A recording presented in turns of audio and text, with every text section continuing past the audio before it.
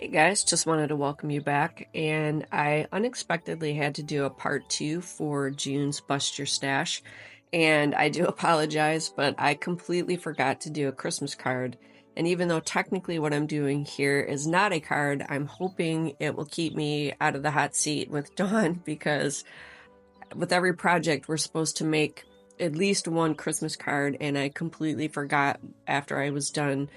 And I didn't realize it until I was editing and getting ready to upload the first part, the main part of the June stash busting. So my apologies. This was completely unexpected and unintended, but hopefully it's still fun. I had a lot of fun doing this one as the add-on.